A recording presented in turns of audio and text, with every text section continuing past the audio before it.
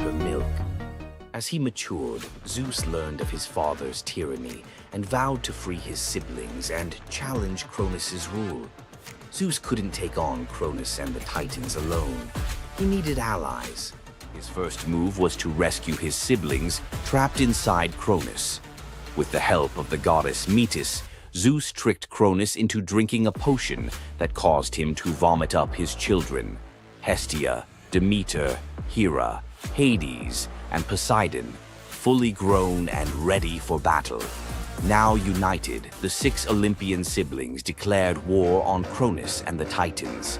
But the Titans were powerful, and the war, known as the Titanomachy, would rage for 10 years with no clear victor. Realizing they needed an advantage, Zeus turned to the most unlikely of allies, the Hecatonchires and the Cyclopes. These were monstrous children of Gaia and Uranus, imprisoned in Tartarus by Cronus out of fear of their immense power. The Hecatonchires had 100 hands and unparalleled strength, while the Cyclopes were master craftsmen. Zeus descended into Tartarus, defeated its terrifying guardians, and freed these imprisoned beings. In gratitude, the Cyclopes forged weapons for Zeus and his brothers. Zeus received the thunderbolt, Poseidon the trident, and Hades a helmet of invisibility. With these tools and the raw power of the Hecatonchires, the Olympians finally had the upper hand. The final clash of the Titanomachy was a cosmic spectacle. The Titans, led by Cronus, unleashed their full fury, shaking the very foundations of the universe. Mountains crumbled, seas boiled, and the skies erupted in chaos. But Zeus and his allies were relentless. Zeus hurled his thunderbolts with unerring precision, scorching the battlefield and scattering the Titans' ranks. Poseidon unleashed massive earthquakes, and Hades used his helmet of invisibility to sow confusion among their enemies. The Hecatonchires proved invaluable, hurling massive boulders with their 100 hands, overwhelming the Titans. One by one, the Titans fell, their immense power no match for the combined might of the Olympians and their allies. Cronus was the last to fall. Zeus struck him down with a thunderbolt so powerful that it split the skies. With Cronus's defeat, the Titanomachy was over. With the Titans defeated, Zeus and his siblings faced a choice: what to do with their vanquished foes. In a move both strategic and ruthless, Zeus imprisoned the Titans in Tartarus, deep within the underworld, where they would remain for eternity under the watchful eye of the Hecatonchires. Zeus then divided the cosmos with his brothers. He claimed the skies as his domain, Poseidon took the seas, and Hades ruled the underworld. Together, they established the rule of the Olympians, with Zeus as their undisputed king. But the Titanomachy left scars. Gaia, enraged by the imprisonment of her Titan children, gave birth to new monstrous beings to challenge Zeus's reign. Among them was Typhon, a creature so fearsome that even the gods trembled before him. Typhon's battle with Zeus is another story for another day, but it serves as a reminder that power in the ancient world was never secure. Zeus's rise to power marked the beginning of a new era, but his reign was anything but peaceful. While he was the king of the gods, his rule was marked by constant challenges, from rebellious mortals to jealous deities and his own unquenchable desire for love and control. Zeus was both a protector and a tyrant, a figure who inspired awe and fear. His thunderbolts were a symbol of justice, but they were also a tool of destruction. He fathered countless children, both mortal and divine, and his many affairs often sparked conflict among the gods. Yet, despite his flaws, Zeus's rule brought stability to a chaotic world. Under his reign, the gods established order, overseeing the realms of humans and maintaining the delicate balance between earth, sea, and sky. The myth of Zeus and the Titanomachy isn't just a tale of war. It's a story about the cycles of power and rebellion. Just as Zeus overthrew Cronus, who had overthrown Uranus, Greek myths suggest that even the mightiest rulers are vulnerable to the forces of change. Zeus's story reminds us that leadership comes with its own set of challenges. It's not just about gaining power, it's about maintaining it, often at great cost. Zeus's rise to power is one of the most thrilling tales in mythology, filled with battles, alliances, and sacrifices. But what do you think? Was Zeus a just ruler, or was he simply another tyrant destined to fall like the Titans before him? Let us know your thoughts in the comments below. Don't forget to like this video if you enjoyed this dive into Greek mythology, share it with fellow myth lovers, and subscribe to our channel for more epic tales from the ancient world. Until next time, remember, the gods may rule from above, but their stories remind us of the struggles we all face below. Heroes, monsters, tragedies, you know the drill. Tonight we flip the script. Some little-known tales where wit, nerve, or kindness earn outright miracles. Glass number 1 holds a bronze serpent coiled around a sprig of green, and a boy who literally came back sweeter than honey. Knossos in Midsummer smells of rosemary, sea salt, and beeswax. While the court argued harvest taxes, young Glaucus chased a bright blue lizard past the kitchens through a corridor stacked with amphorae of fermenting honey, and, because small boys fit where gods do not, straight down a ladder into the palace cellars. Down there, the air was syrup thick. Glaucus peered into a half-open jar, hoping to see the lizard's tail. One wobble, a slip, a splash. The honey swallowed his cry, sealed itself like amber, and the cellar went still except for the slow fizz of wild yeast. When the nurse discovered an empty playroom, Minos promised royal exiles, or worse, to anyone who failed to find his heir. Search parties raked the island. An oracle finally muttered, "He is where sweetness turns to gold, and the color-changing calf is the compass." Everyone stared blankly, except one messenger who remembered a traveling seer rumored to solve riddles the way bards solve rhyme schemes. Polyidus arrived soaked in salt spray and sarcasm.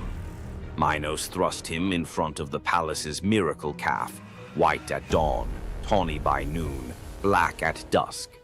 The king demanded an explanation, and his son before sundown. The seer stroked his beard, watched the calf cycle its living palette, and smiled. "The answer is not the hide, but the eyes," he mused. At dawn, the calf watched the white sun. At noon, bronze. At dusk, onyx night. It mirrored what it beheld. So must the prince. "He is hidden where color vanishes," Polyidus concluded, and descended alone into the wine-dark storerooms. Lantern raised, he located the honey amphora, whose surface held no reflections, only silence. He cracked the seal, found Glaucus suspended in golden stillness, lips blue, limbs floating like reeds in amber.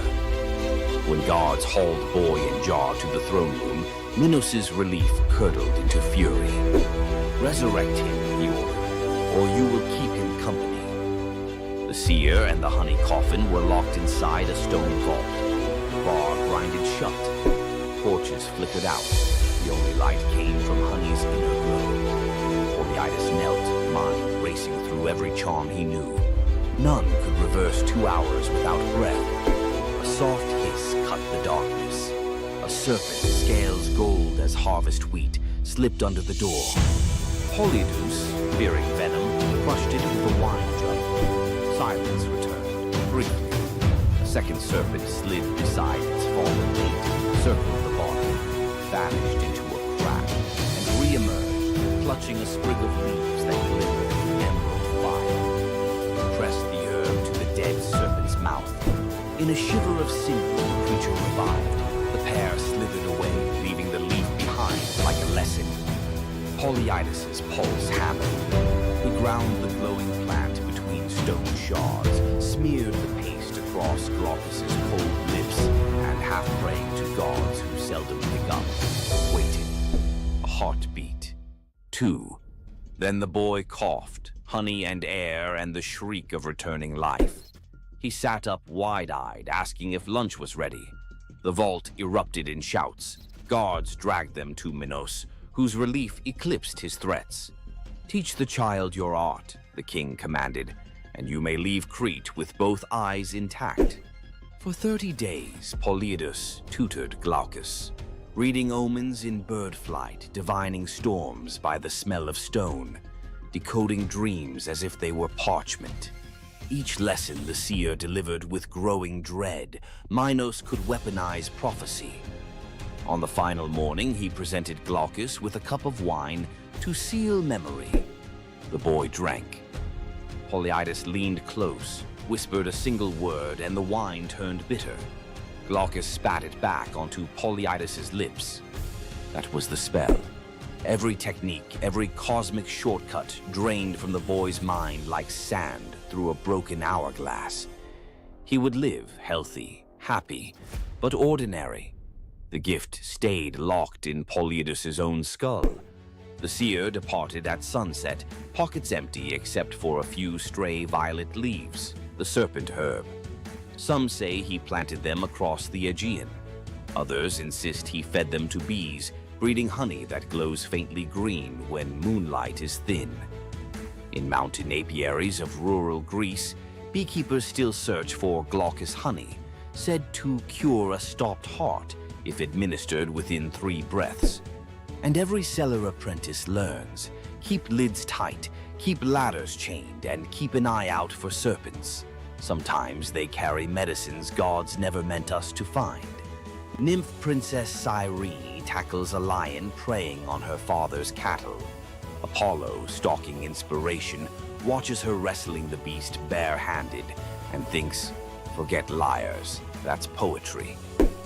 He swoops not with roses but a gold chariot pulled by griffins.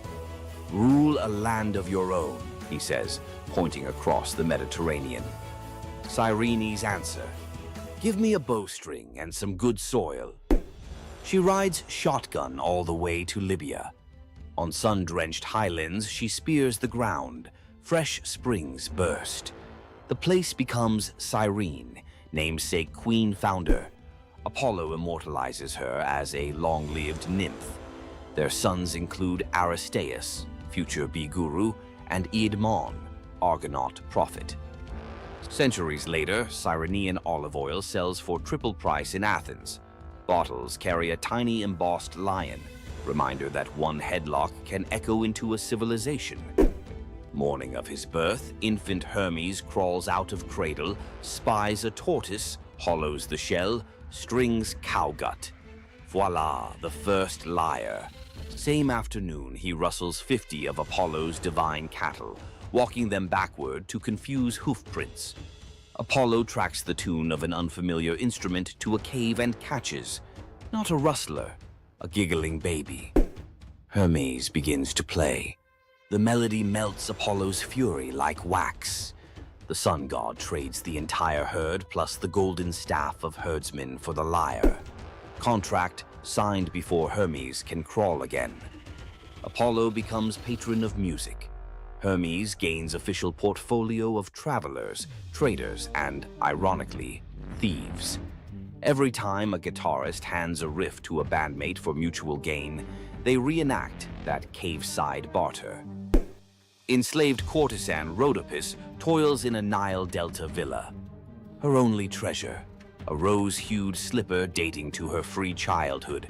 She washes linens in the river, humming Ionian lullabies.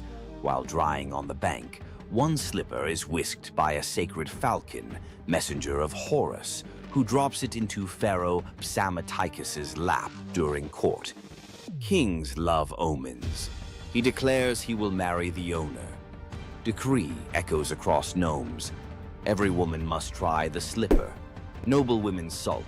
The shoe fits none until desert winds guide inspectors to Rhodopis scrubbing floors. The leather hugs her heel like destiny. Pharaoh weds the astonished Greek. At festivals, Rhodopis releases doves in thanks, tying our dove myth into hers, while storytellers across the Mediterranean seed the earliest Cinderella variant. Tyrrhenian pirates spy a pretty youth on an island. Clueless, it's Dionysus in vacation mode. They abduct him, plotting ransom. Helmsman Acoetes senses trouble but is overruled. Ropes fall off as ivy coils up masts. Sweet wine floods planks. Panthers materialize, purring menace. Pirates jump ship in panic. Instead of vengeance, Dionysus transforms them into dolphins so they can atone by guiding sailors. Acoetes receives priesthood and a lifetime ticket to every Bacchic festival.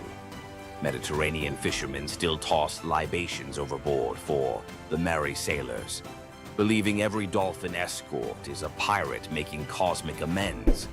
On a Boeotian hillside, twin princes Amphion and Zethus debate destiny. Zethus flexes farm boy muscle, shouting, "Stone walls rise by calloused hands." Amphion replies by tuning a 7-string lyre, a gift Apollo slipped into his cradle. They inherit a dream, rebuild ruined Thebes. Zethus drives oxen and hefts limestone, but progress is glacial. At sundown, Amphion plucks a chord so pure nightingales freeze mid-song. Blocks quiver, lift and float into place. Each note a crane, each chord a pulley. Workers drop their levers and just watch. The wall grows faster than dawn's shadow. Jealous masons challenge him to raise the Cyclopean gate alone. Amphion smiles, strums a rugged minor scale. Boulders lumber across the valley like obedient elephants. Zethus, not to be outdone, times hammer blows to his brother's rhythm. For one glorious hour, hard labor becomes rock ballet. When the ramparts close, citizens cheer both sinew and song. Legends claim every stronghold thereafter leaves a lyre motif somewhere in its masonry, a secret tip of the hat to the prince who taught stones to dance. Modern acoustic engineers still reference the Amphion effect when vibration solves heavy lift problems. Princess Evadne hides an affair with Apollo. During labor, a blaze of violet light floods the barn. Baby Emus arrives enveloped in wild violets. Fearful, she places him on the riverbank, trusting fate. Weeks later, shepherds follow a bizarre sight. Honeybees moving in arrow formation. They find the infant alive, fed by nectar dripping from the flowers around him. The shepherd who lifts the child hears a voice inside his skull. "Raise me, I'll repay you in answers." At adolescence, Apollo calls Iamus to Olympia's sacred grove. The god lays out 2 golden bowls, memory and forgetting, telling him to sip both.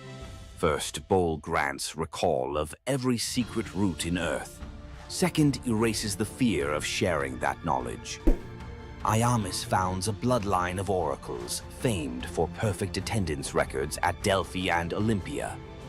Even today, locals say a self-sown violet patch near the Alpheus River blooms out of season before big sporting events, Apollo's subtle wink that a prophecy ticket is about to drop. Young healer Melampus saves 2 baby snakes from a plow blade. Nights later, they slither onto his pillow and lick his ears with herbal-coated tongues. He bolts upright, to a cacophony that suddenly makes sense. Sparrows gossip, ants debate tunnel routes, sheep rehearse lullabies. King Proteus's daughters are struck with goat hallucinations, stampeding through Argos. Melampus eavesdrops on an oak tree, chuckling with a raven. A draught of hellebore in river foam will still their frenzy. He brews it. 1 sip and royal sanity snaps back. Kingdom cheers. Fee time. Melampus wants 1/3 of the realm. Proetus balks until the cattle low in perfect Greek. He's worth it. Impossible to refuse a bovine referendum. Territory ceded.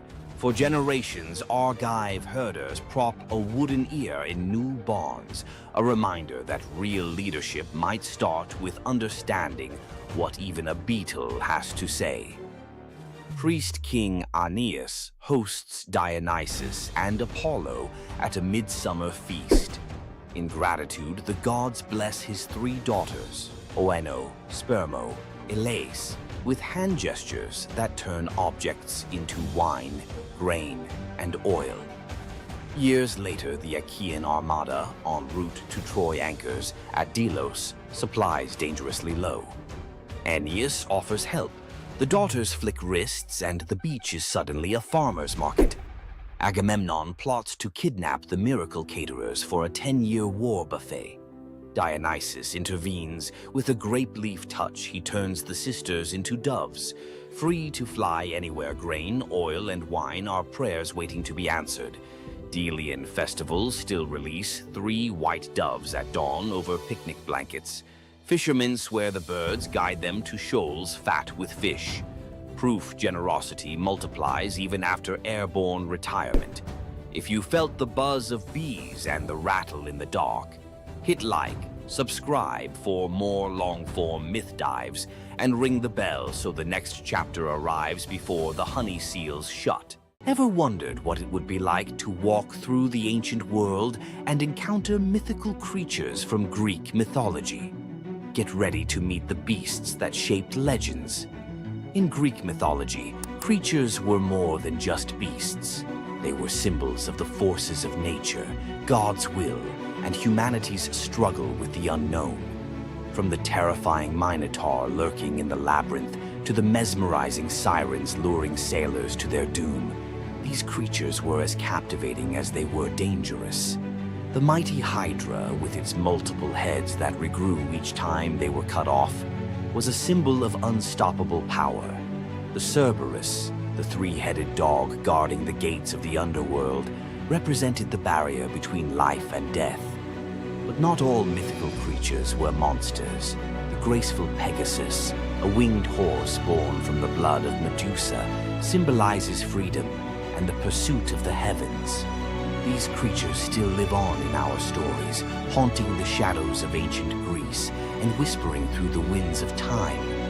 Which Greek mythological creature fascinates you the most? Share your thoughts and don't forget to subscribe for more legendary tales from Greek mythology. You thought fairy tales were magical. Think again. The real origins of these classic tales are disturbing, gruesome, and filled with horror. Many of these stories have been sanitized for modern audiences, but their original versions were filled with betrayal, curses, and brutal consequences. From Pinocchio's horrifying fate to the true story of Bluebeard, let's dive into the darker side of fairy tales that history tried to erase. Fairy tales weren't always about happily ever after.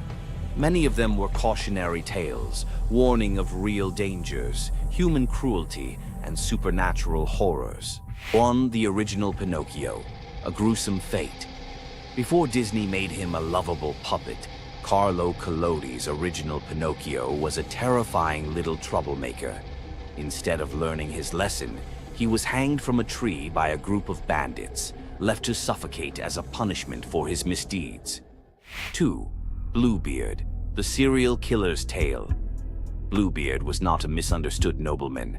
He was a full-blown serial killer. In Charles Perrault's version, Bluebeard marries multiple women and forbids them from entering one locked room.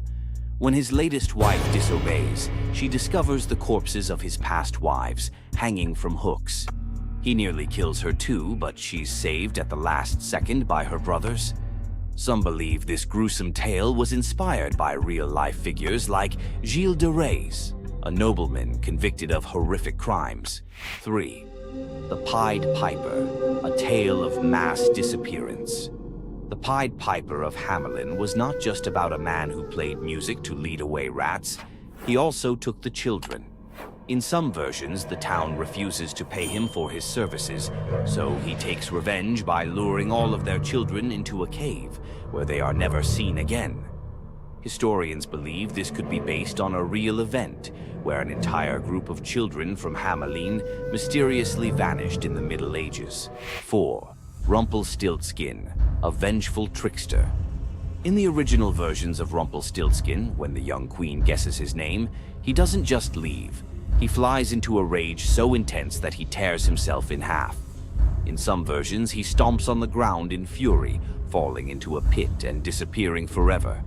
His obsession with taking the queen's child has led some to believe he wasn't just a trickster, but something far darker. 5. The Robber Bridegroom, a wedding night nightmare. This lesser-known grim tale tells the story of a young woman forced to marry a wealthy man. Suspicious of her husband-to-be, she follows him to his home, only to discover that he and his band of robbers murder and eat women. She watches in horror as they butcher a young girl, cutting her into pieces. Luckily, she escapes and exposes them, leading to their execution. 6. The Juniper Tree, a tale of cannibalism and revenge. One of the most horrifying grim fairy tales, The Juniper Tree tells of a stepmother who decapitates her stepson, cooks his body, and feeds it to his unsuspecting father. The boy's sister buries his bones under a juniper tree, and from the tree the boy returns as a vengeful spirit, transforming into a bird and dropping a millstone on his stepmother, crushing her to death. 7. The Girl Without Hands, a story of betrayal and survival. In this disturbing fairy tale, a poor man accidentally sells his daughter to the devil in exchange for wealth. When she resists the devil's temptations, her own father chops off her hands to fulfill the bargain. Eventually, she escapes, gains magical silver hands, and finds a happier fate, but not before enduring unimaginable suffering. Why were these stories so disturbing? Fairy tales weren't just for children. They were warnings, morality lessons, and sometimes outright horror stories meant to instill fear and obedience. Over time, many of them were altered, softened, or rewritten to make them more acceptable. Which of these dark fairy tales shocked you the most? Want to uncover more forgotten stories and chilling legends? Subscribe now and dive into the forgotten history of fairy tales. You've heard of a goddess whose beauty was unmatched. But what if I told you that her beauty wasn't what it seemed? In fact, her allure led to some of the darkest consequences in ancient myth. This goddess, adored by many, held the power to captivate anyone with a mere glance. She was so beautiful that her charm could sway the gods, kings, and mortals alike. But this beauty came with a deadly price. The goddess we're talking about is none other than Aphrodite, the Greek goddess of love and beauty. While she is often depicted as the epitome of grace, sensuality, and allure, her beauty was more of a curse than a gift. Aphrodite's powers extended beyond just physical beauty. Her charm was irresistible, but it came at a cost. Her very presence could bring turmoil. Many heroes and kings fell victim to their obsession with her. Take Paris, for instance. His decision to choose Aphrodite as the fairest of the goddesses set in motion the events that led to the Trojan War. His desire for her beauty caused the death of thousands and the fall of Troy. But Aphrodite's beauty didn't just destroy men.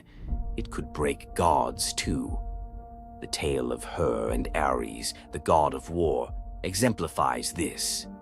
While Aphrodite was married to Hephaestus, the god of blacksmiths, her passionate affair with Ares led to chaos among the gods.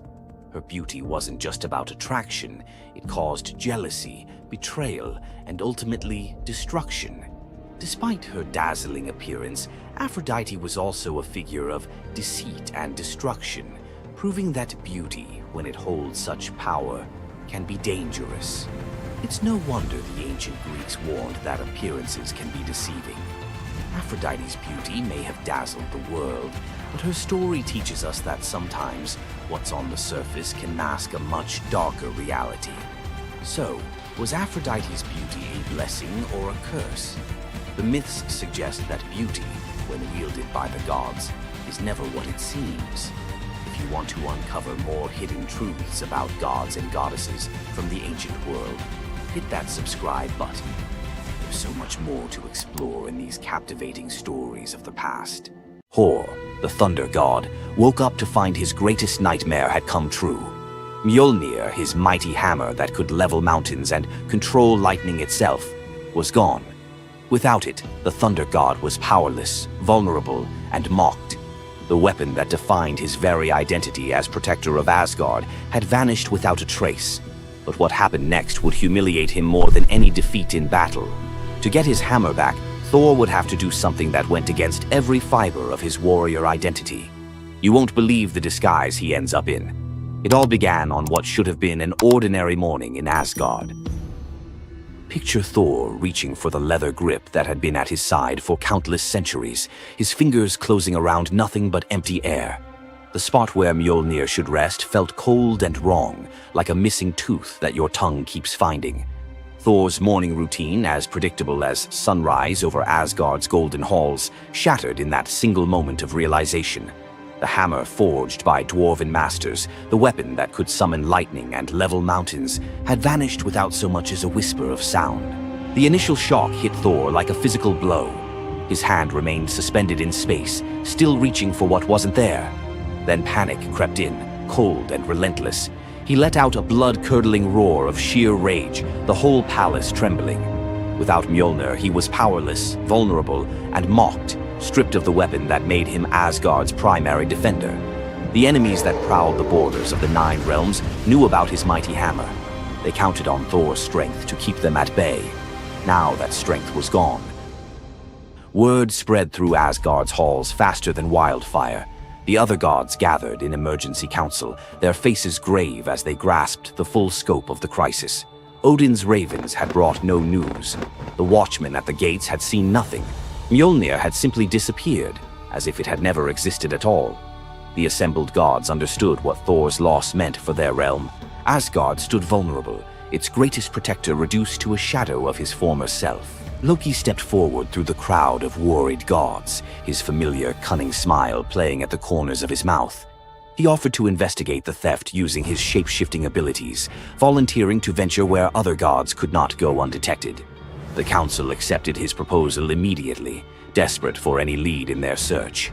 Thor watched his brother prepare for the mission, knowing that Loki's success or failure would determine his own fate. Loki first borrowed Freya's magic feathered coat, allowing him to fly in falcon form to Jotunheim without raising alarms. Each dead end pushed Thor deeper into desperation. He imagined facing his enemies defenseless, their laughter echoing as they realized the thunder god carried no thunder. The trail finally led to the most dangerous territory of all, Jotunheim, the realm of the giants. Loki strode into the council chamber with the confident gait of someone who had solved a mystery, but his expression carried an ominous weight.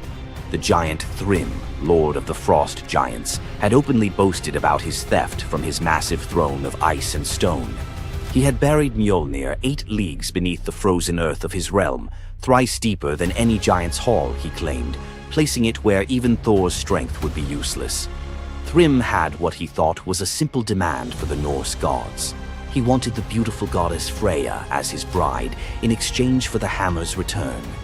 The giant had fixated on her legendary beauty and grace, convinced that possessing both Mjolnir and the goddess of love would make him the most powerful being in all the 9 realms. His arrogance knew no bounds as he described his elaborate wedding plans to Loki, speaking of golden halls and feasts that would last for weeks. Thrym believed the gods had no choice but to accept his terms. When Loki spoke to the council about Thrym's demand, the council fell silent. Freya's reaction shattered the tense quiet that followed Loki's report, causing her rage to break the Brysinger necklace, its gems scattering across the floor in glittering fragments. She declared she would rather throw herself into the deepest ocean than marry the frost giant who dared make such a demand. The gods found themselves trapped in an impossible situation.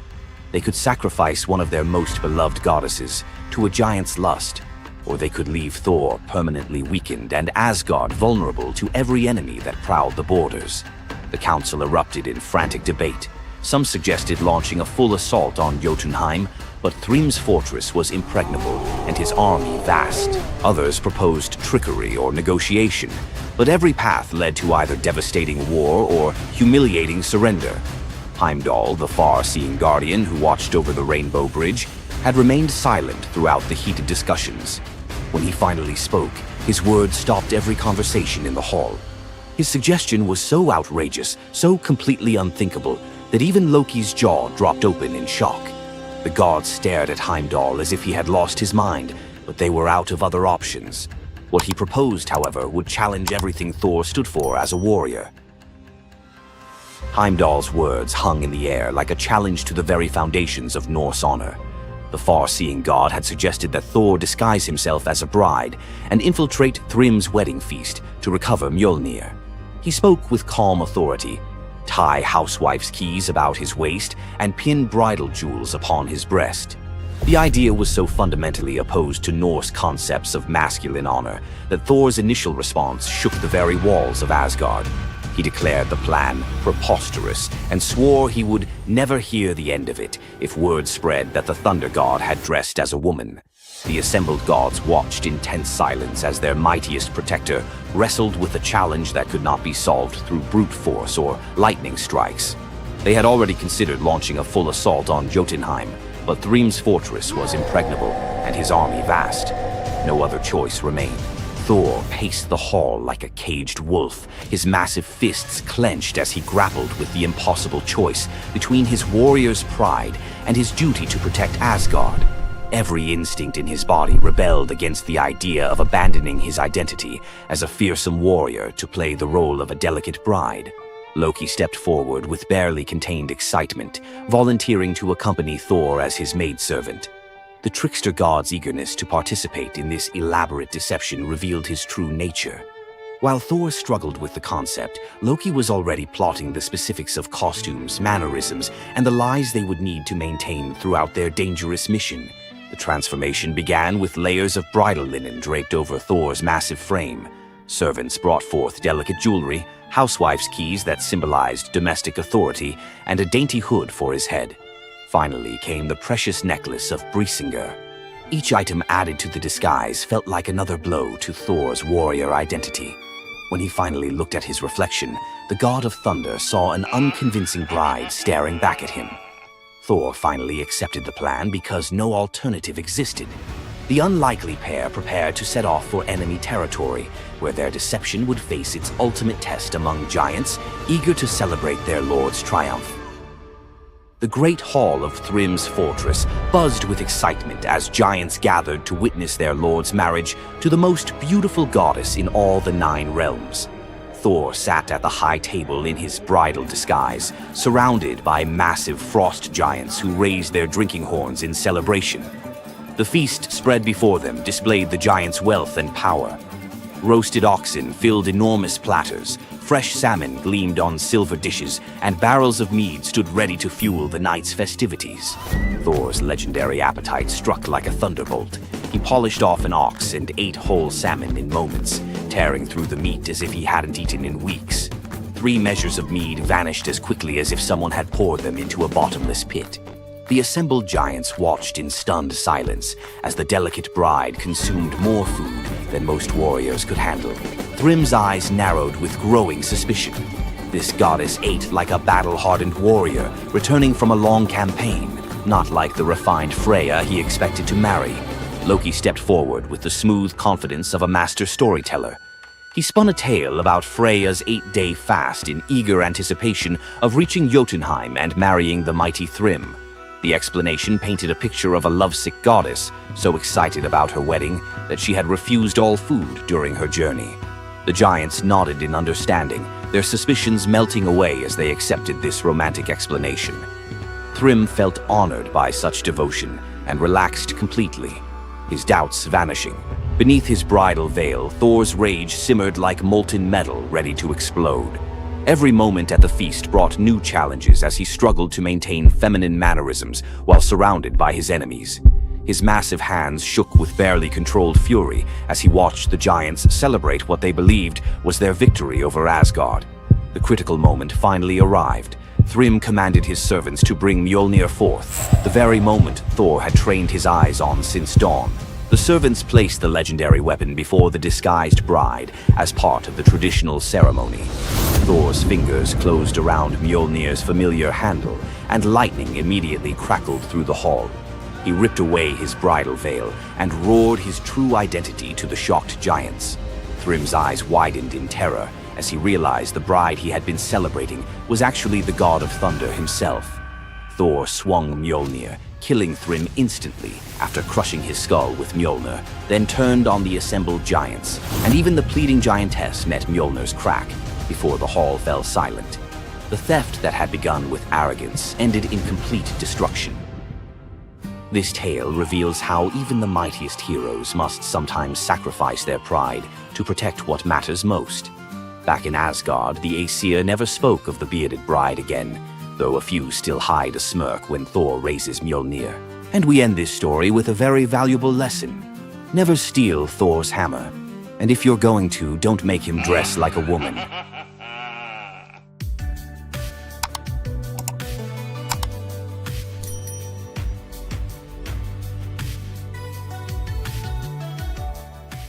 Centaurs.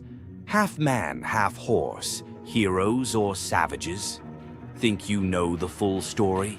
Wait until you uncover the darker side of these iconic creatures. Watch till the end to discover what ancient myths don't tell you about the Centaurs. In Greek mythology, Centaurs were seen as both wild and noble beings. They were often depicted as powerful warriors, famous for their strength and skill in battle. But what if the truth behind them was far more sinister than anyone imagined? While some centaurs, like Chiron, were revered for their wisdom and kindness, many others were violent, uncontrollable creatures. These savage centaurs were known for their drunken brawls and uncontrollable rage. The most infamous event? The Battle of the Lapiths and Centaurs, where they fought against the Lapiths during a wedding feast, leading to a massacre of both men and women. Their brutal behavior was more than just a mythological tale. It symbolized the chaos that could occur when civilization collided with the wild, untamed forces of nature. But why did the Greeks depict centaurs this way? Was it a cautionary tale about the dangers of unchecked power and savagery, or a deeper reflection on humanity's struggle between reason and instinct? The darker truth behind the centaur myth might just hold the key to understanding the wild, primal side of ancient Greek culture. Centaurs are more than just mythical beasts. They represent the conflict within us all. If you're fascinated by the hidden truths of ancient myths, don't forget to subscribe for more dark stories from Greek mythology. Imagine a woman so terrifying that a single glance from her could turn anyone into stone. Medusa. A name that echoes through history as a monster, a villain, and a symbol of pure horror. But what if everything you thought you knew about her was wrong? Medusa wasn't always a monster. Her story is one of betrayal, injustice, and a curse she never deserved. She wasn't born a villain. She was made into one by the gods themselves. But even as a victim, she found a way to turn her tragedy into power. Today, we'll unravel the myth of Medusa and discover the deeper truth behind her story.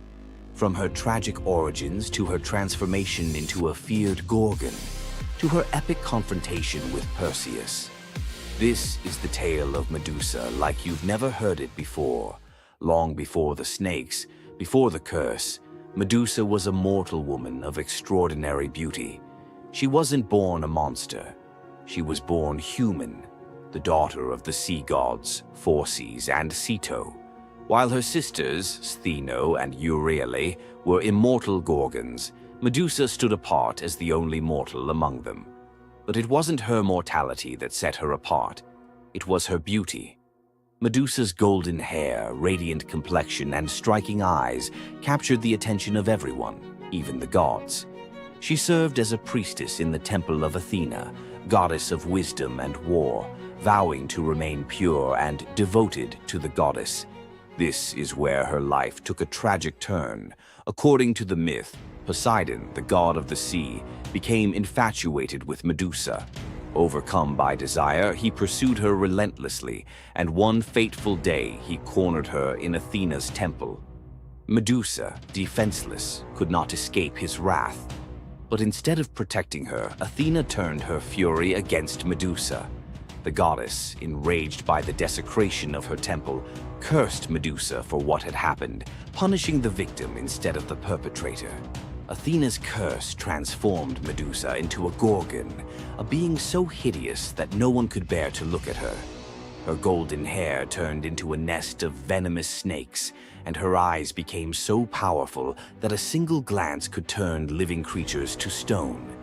This moment defined Medusa's new existence. Once revered for her beauty, she was now feared and hunted as a monster. But beneath the horror of her transformation lay a deeper question.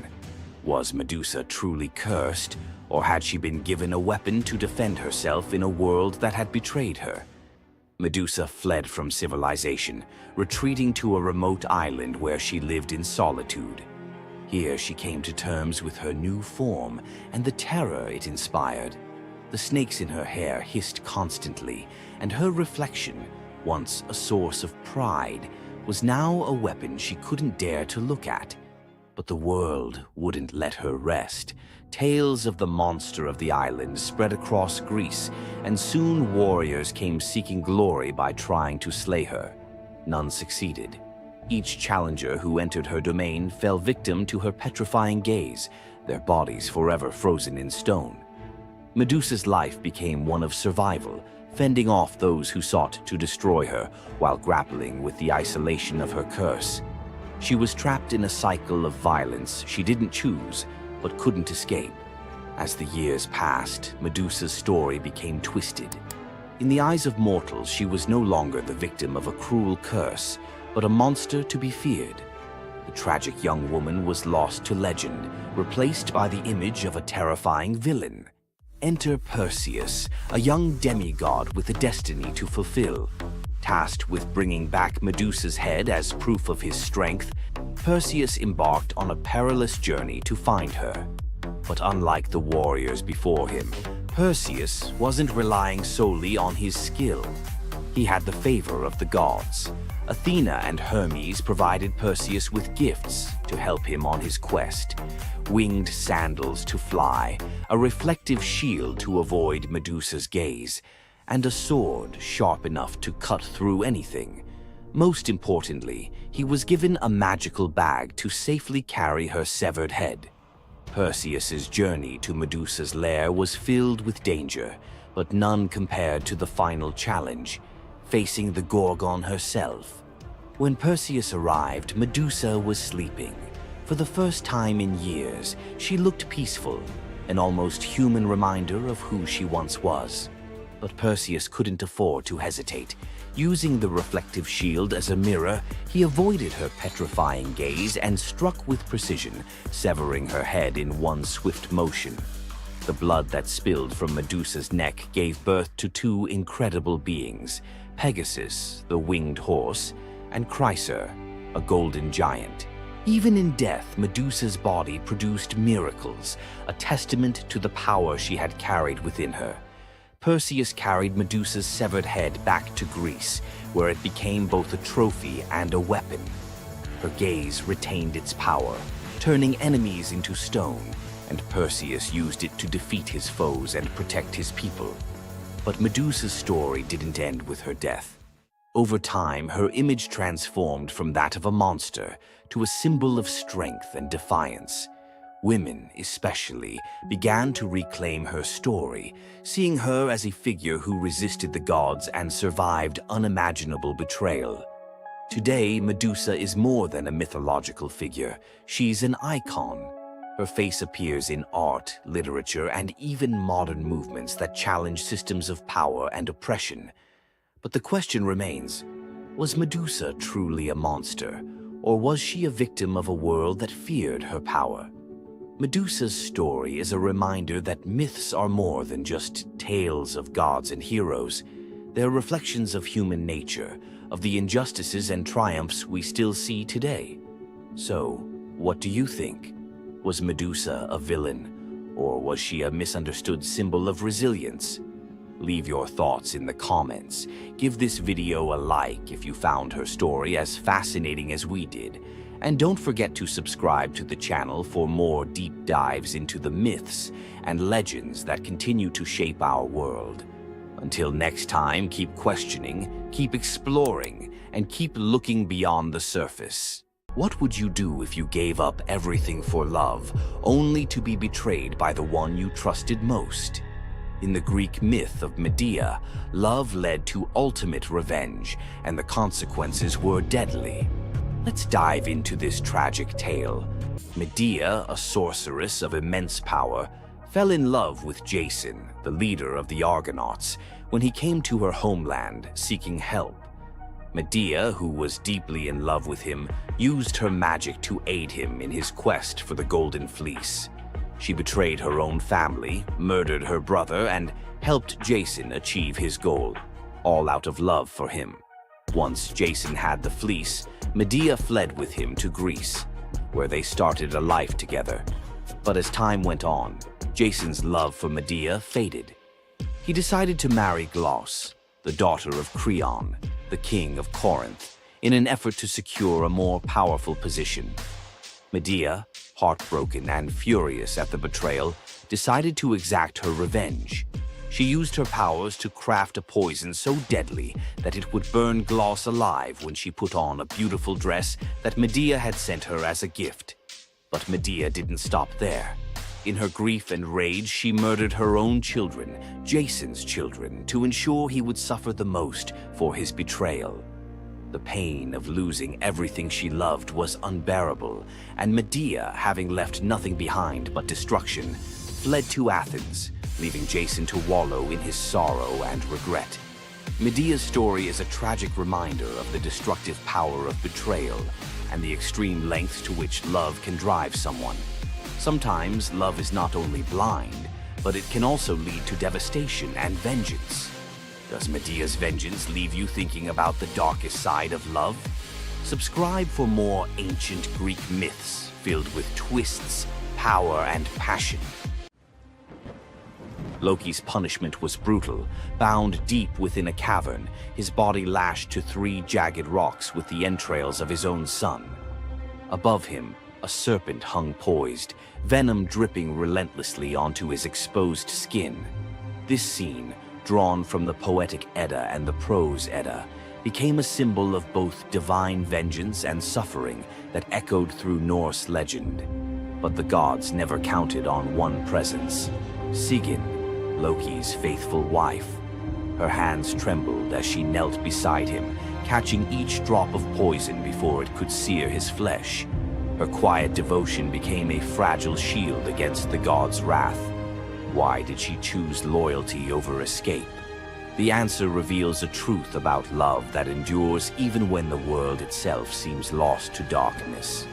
Yet before the cavern, before the venom and the silence, there was a betrayal that shook the heart of Asgard. Balder was the light of Asgard, cherished by gods and mortals alike. His laughter filled the halls, a warmth that even the golden apples of Idun could not rival. When ominous dreams began to trouble him, his mother Frigg, desperate to protect her son, secured oaths from every creature and object in existence never to harm him. All, that is, except the mistletoe, too slight, too innocent to warrant suspicion. Loki saw opportunity in what others dismissed. He fashioned a dart from that fragile branch and sought out Hoder, Balder's blind brother. "Here," Loki murmured, placing the weapon in Hoder's uncertain grasp, "let me guide your hand." The dart struck its mark. In an instant, Balder's light was snuffed out, his presence gone from the world. The gods stood in stunned silence, their joy shattered. Loki lingered in the shadows, the faintest smile on his lips, before slipping away unseen. The prose Edda tells us the pyre burned for 9 nights. Balder's wife, Nanna, overcome with grief, cast herself onto the flames, her spirit entwined with his. The gods heaped treasures upon the funeral bier, Odin's ring Draupnir, Balder's own ship Hringhorni, to honor him, but no offering could fill the void left behind. The air grew heavy with suspicion. As the smoke twisted skyward, word spread of an old woman whispering to Hoder in the moments before the fatal blow. When Thor forced the truth from a trembling servant, silence fell like a shroud. Loki's name was not spoken, but its weight pressed upon every heart. The gods had tolerated his mischief, his clever lies, even the theft of Sif's hair. But this was different. The poetic Edda names him plainly Loki, the guileful who brought it about, from which all misfortune came. Odin convened the gods to pass judgment. No mead flowed, no boasts rang out. The All-Father's single eye burned cold as he named Loki Oathbreaker and Kinslayer. Weapons gleamed in restless hands. Even gentle Friar's fingers tightened around his sword. Loki understood the god's fury. He fled Asgard, his mind racing with schemes. As told in the prose Edda, he built a lodge in the mountains, doors on every side, always watching for his pursuers. Still, he could not outrun their vengeance. Odin's gaze found him, even in hiding. When the gods arrived, Loki tried to slip away, transforming into a salmon to evade capture in the river's swift current. But Thor's grip proved stronger than fate. Dragged back through the gates he once helped raise, Loki passed faces twisted with anger and betrayal. The gods' judgment was swift. The path ahead led not to mercy, but to a place where pain and silence waited in the damp and the dark. They forced Loki into the heart of the earth, a cavern where the air pressed cold and heavy, and every sound echoed off stone walls, slick with damp. Water dripped steadily from above, each drop magnifying the hush that settled over the gods as they set to their grim task. The stench of venom lingered, sharp and persistent, mingling with the iron tang of old blood. Odin's single eye caught the flicker of Skadi's movement. A silent nod passed between them, sealing what would come next. 3 massive boulders, freshly gouged with holes, stood ready. The gods had not brought chains or rope. Instead, they made Loki's punishment a reflection of his own chaos. The prose: Edda tells us they transformed one son, Vali, into a wolf who slew his brother, Nari. With the entrails of Nari turned to iron by the god's will, they bound Loki fast, wrists, neck, thighs, and ankles locked tight against the unyielding stone.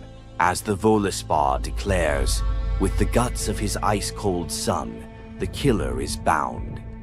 Each knot and twist was deliberate, a reminder that his own blood now held him captive.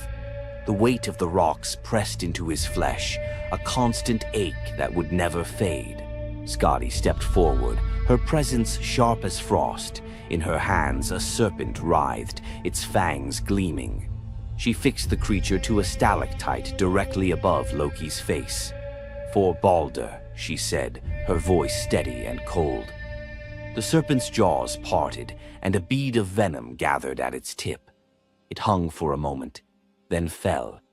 Loki's scream reverberated through the cavern, his body arching in agony as the venom burned into his skin. The pain was relentless, searing into bone, and the world above felt its echoes, earthquakes shaking Midgard, rivers shifting, the roots of Yggdrasil quivering. The gods watched in silence, their faces unreadable. Justice, they believed, had been served.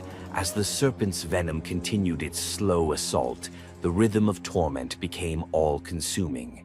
The next drop formed, poised to fall. Then a figure emerged at the edge of the chamber, a woman, silent, a wooden bowl cradled in her hands. Sigin's arms were blistered, her sleeves stained, but her grip was unwavering as she stepped into the circle of pain. The cavern held its breath. Sigyn knelt, her presence a quiet defiance. The venom hissed into the bowl, wood darkening with each drop.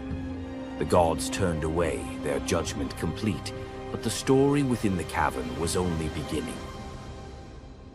The bowl rested in Sigyn's hands, its wooden sides polished by hours of silent endurance. She knelt on the cold stone, skirts bunched beneath her, and waited for the serpent's venom to fall. The first drop struck with a hiss, a thin wisp of smoke curling up as Loki's breath caught in his throat. She kept her gaze fixed on the bowl, her resolve anchored by the rhythm of her task. Time unraveled in the cavern, marked only by the relentless cadence of the venom. Drip, catch. The liquid sizzled as it struck the wood, the heat seeping through Sigin's calloused palms. Each shift of her grip was subtle, a quiet adjustment to keep the bowl steady as her arms ached. Above, the serpent's shadow twisted over the stone, its coils unmoving, its venom gathering in slow, deliberate drops. Loki whimpered, bracing for pain that had become his constant companion. The sound of his dread was sharper than his cries.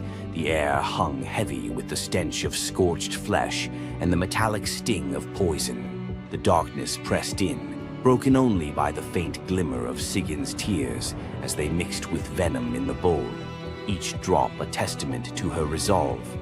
The silence between drops was punctuated by Loki's ragged breaths and the distant echo of water dripping from the cavern walls. Sigin's world narrowed to the weight in her arms and the threat above. The bowl filled, the venom rising perilously close to the rim. Sigin's muscles trembled, but she did not let her grip falter. When at last the bowl brimmed, she had no choice but to turn away. In that brief moment, as she emptied the venom onto the rocks, Loki's body convulsed, his scream raw and unrestrained.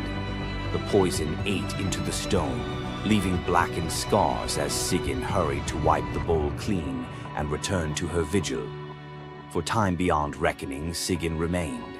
The myth offers no window into her thoughts, only the image of her kneeling, unwavering as Loki's mind splintered under the weight of his agony. Was she remembering laughter in sunlit halls, or simply unable to imagine leaving him alone in the dark? The venom's rhythm never changed. The bowl would fill. Loki would suffer. Sigyn would endure. In the hush that followed each scream, a question lingered, one that neither gods nor mortals could answer. Love in the dark was never simple. While the gods turned away, Sigyn remained, her presence reshaping the meaning of Loki's punishment. His betrayals had echoed through Asgard, yet her loyalty was a force the gods never expected. The Eddas offer no window into Sigyn's thoughts, recording only her actions. Blistered hands, a steady bowl, venom caught before it could sear flesh. This silence leaves space for us to wonder. Was it love that held her there, or a deeper sense of duty, something older and more enduring than the gods' own laws? Loki, once the master of deception, now depended on the mercy of the one he had so often left in the shadows. When the bowl overflowed and Sigyn turned away, each drip crept like fire through him, twisting his features in agony. His eyes, when they met hers, flickered with both gratitude and resentment. He needed her, but the venom's torment mingled need with bitterness. Still, Sigyn returned every time, catching the next drop before it could fall. The myths do not say what passed between them in those moments, only that she stayed, her resolve unbroken. Scholars often call Sigyn the embodiment of loyalty, the ultimate symbol of spousal devotion. Yet, her sacrifice was more than an act of love. It was a quiet rebellion. By kneeling in the cavern, she defied the gods' vision of justice. Odin had crafted Loki's punishment to be absolute, to break him alone in the dark. Sigyn's refusal to abandon her husband became a shield, her presence a silent protest that denied the gods complete victory. The Eddas never assign her a motive, leaving modern readers to fill the silence with their own questions and interpretations. Was her endurance an act of compassion or a challenge to the order imposed by the gods? Each drip marked the passage of time, each bowlful a measure of suffering and steadfastness. Loki's laughter, once quick and sharp, faded into broken gasps. His words, sometimes curses, sometimes pleas, found no purchase. Sigyn's hands grew raw and ruined, but she did not falter. The cycle of pain and mercy continued, unbroken. In the end, it was not just Loki who endured the gods' punishment. Sigyn's vigil transformed it, turning isolation into a shared ordeal. In the darkness, her silent defiance and unwavering love became part of the myth, a testament to the power of presence, even when the world has turned away. Sigin's vigil stands as one of Norse myth's quiet marvels, a steady presence in the shadows, her strength measured not in battle, but in endurance beside the one the gods condemned. As Loki writhed beneath the venom's relentless burn, Sigin's hands never wavered. The Eddas remember her not for words or deeds of glory, but for the silent rhythm of her care. Her story reminds us that sometimes love endures in darkness. Sigin's vigil continues until the twilight of the gods, Ragnarok, whenever that may come. Would you have stayed? If Sigin's silent strength moved you, let us know in the comments or share your favorite Norse hero below. Ask most people about Greek myth and you get 12 labors, a Gorgon's haircut, or a fire thief nailed to a cliff.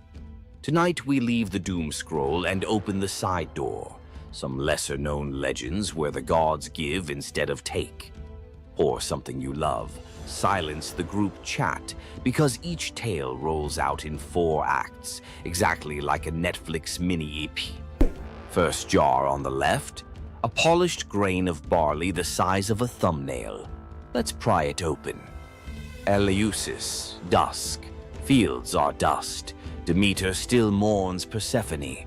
Villagers starve, except Triptolemus, teen son of King Celeus, who offers the goddess barley porridge cooked from his final handful of grain. Moved, Demeter turns her grief to gratitude and hands him a leather pouch of enchanted seed. Demeter's next gift is wilder, a bronze chariot yoked to 2 serpents the size of river dolphins. They hiss, but obey her touch. Fly, she tells Triptolemus, and sow the earth.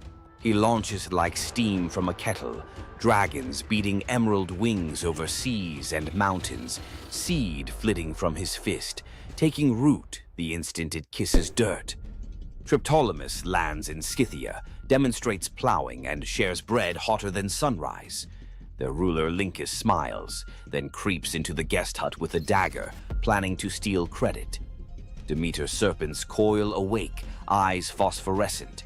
Steel meets scale. The goddess materializes and, with a snap, turns Lincus into the first lynx, forever stalking fields he can never harvest. Triptolemus lifts off again, safer and wiser.